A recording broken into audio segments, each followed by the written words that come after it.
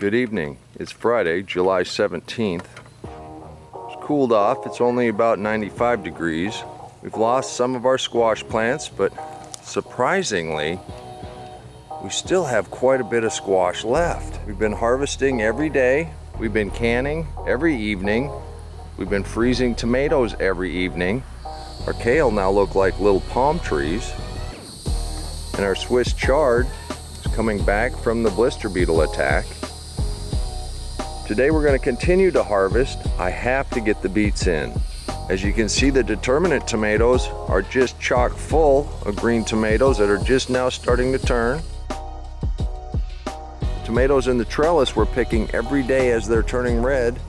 We have sort of a conveyor belt. We pick them today, they're red tomorrow, they're in the freezer the next day. We've been doing that every day. Our massive winter squash vines have taken a beating by the bugs. Squash bugs have been horrible, but to the testament of the deep mulch and the health of the plants, our squash has lasted far longer this year than they've ever lasted before. I'm sure these beets were in far too long, but since you were here for the planting, I thought you ought to be here for the harvest. Let's see what we get.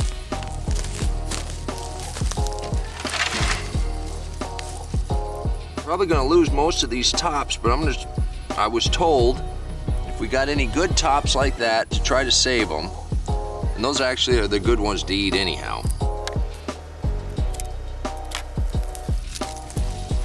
These are beautiful beets. These will work just fine.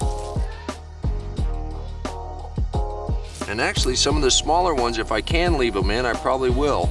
We're gonna pickle quite a few of these, but we're gonna freeze quite a few of them. And we're gonna eat some right now. You can never have too many beets until you have too many beets. It looks like I'm gonna be here for a little while. So we'll come back when we get a little further down the road. This is the one thing with beets. You can plant them pretty heavy and they'll just push each other out of the way. So these two are right on top of each other.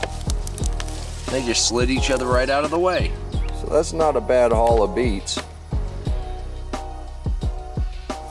So let's go over here to the tomatoes and the cucumbers. We still have zucchini coming on. Plants are still doing okay. All right, here's the problem with the cucumbers. Overnight, you get one that goes from that to that. Once they start doing this, they start shutting down the plant. That is too big. Take that guy off. I saw several more in here that were quite orange. Overnight. That's not what you want to see. That will shut the plant down. But we're gonna get quite a few nice seeds off of those. That one, if I wouldn't have seen it, that'd be orange by morning. Let's go through and see what kind of tomatoes we've got.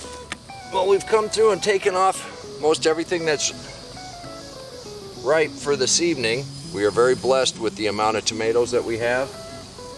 It is a little bit of work, but the work only goes for about a month in the summer. As the squash wind down, we're gonna have peppers and tomatoes to deal with. The cantaloupe is coming on well. Anyhow, thanks for coming. You can do this too. I encourage you to get out there and get your hands dirty. Although in the deep mulch, there's not a lot of dirt to it, but there's a lot of harvest. If you find any of this helpful, please subscribe. Now, if you want to see me get shocked, hit that video right there. I think it's worth your watch. Thanks for coming.